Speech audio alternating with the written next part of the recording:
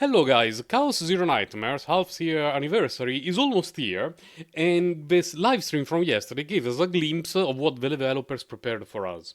I believe that for this kind of livestream what most people are interested about are the rewards, the new combatant, the seasonal combatant, and the new content.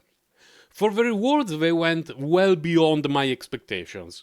They started to bait us with 320 crystals, 6 prism lenses, and 5 standard pools, and then they told us that there is going to be a 5-star combatant selector, a 5-star partner selector, 70 standard banner pools, as well as the 10 pool reroll feature that they also have in Epic 7. All of these for a half year anniversary is absolutely absurd. It's a ton of value. And both for current players and future players, it's absolutely amazing. Now, the 10 pool reroll thingy, they did not particularly clarify how it works, and some people who played Epic 7 told me that in that game, over the course of time, it worked in different ways.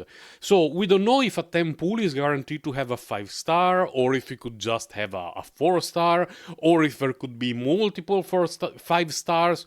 We don't know, and we have to wait and see. But regardless of that, if we get those 200 pools in lots of 10 and we get to keep the best 10 pool, we are guaranteed to eventually find at least one 5-star, assuming we cannot get multiples.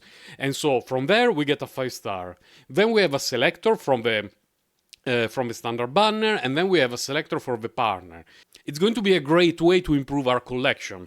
For my specific case, I'm missing Magna and Orlea, and I'm fairly certain that between the free selector and the pools and the 10 reroll thingy, I'm pretty much guaranteed to finally get both, and then I will decide for whom to get the partner. Probably Orlea.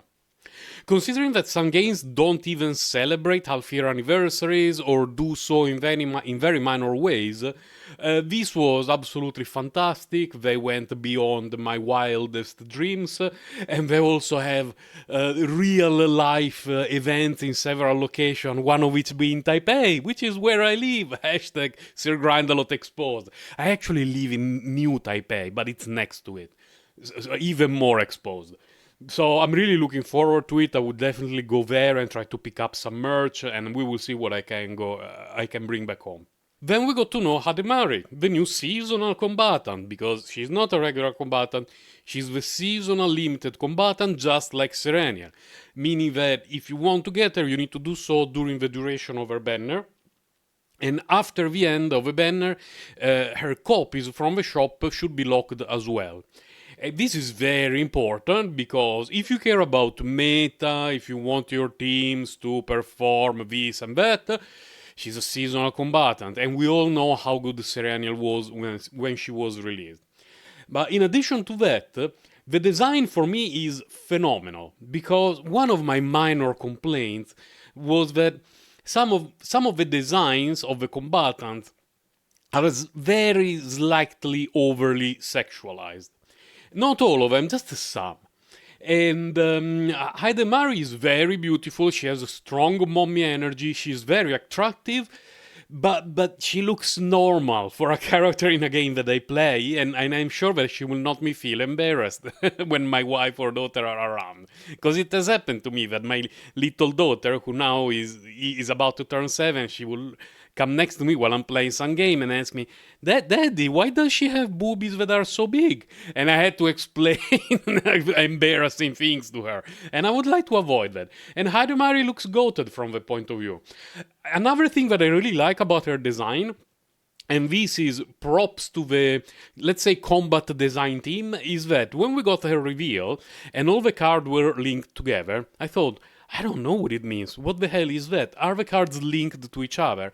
And then we got the explanation. Her keyword is link. The cards are actually linked to each other. That was perfect visual storytelling. Like, yeah, I understand things.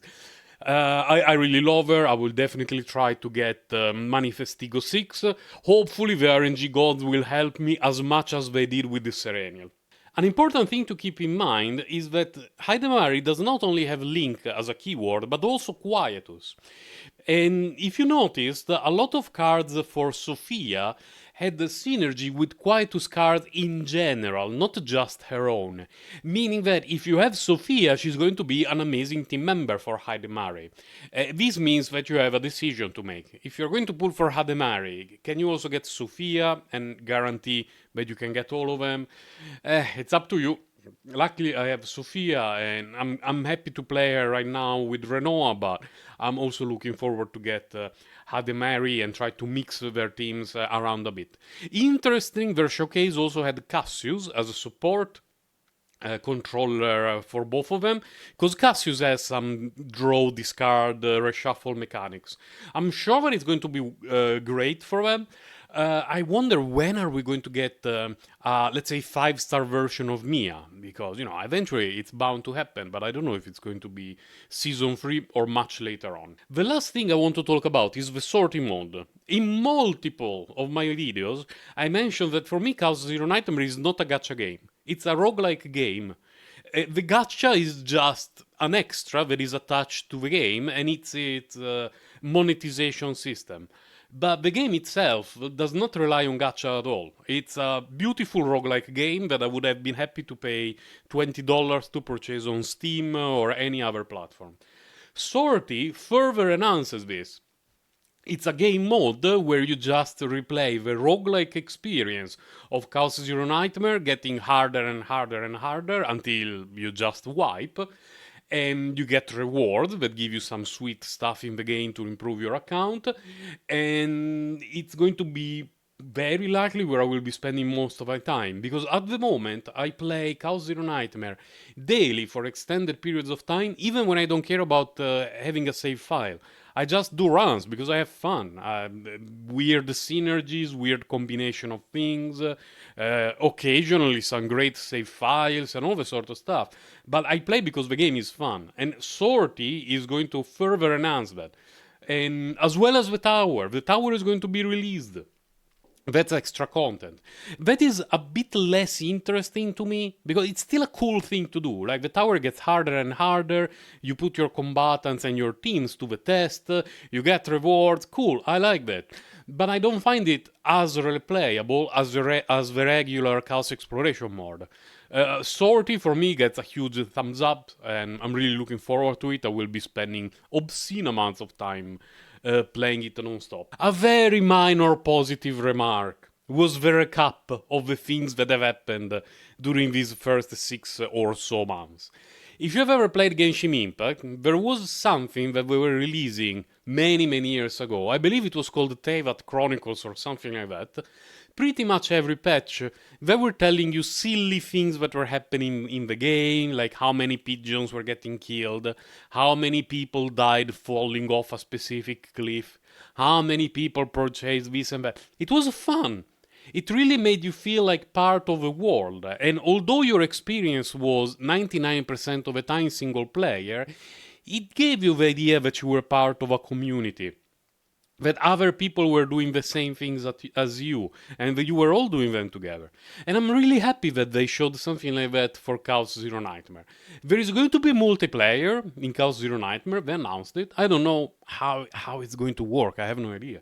Is it going to be pay to win PvP? Is it going to be PvE that we can do all together? I honestly have no idea. I'm not much of a multiplayer player, but we will see what it's like. I'm just happy that we got that recap, and I would be very happy if it happened more often, with the silly things and odd things that happen that the developers can share with us, since they have all the data of everything that happens in the game at all time. For me, the content of the livestream was fantastic, from the rewards to the new combatant to the new game modes, and I also really liked the way it was presented.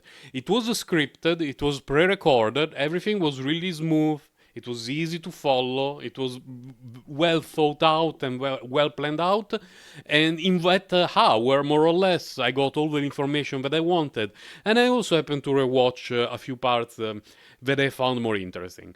I still like the live stream showcases, but I prefer this kind of pre-recorded thing because to me it feels like it gets more straight to the point. But your mileage, of course, might vary. So remember, new seasonal combatant is right behind the corner.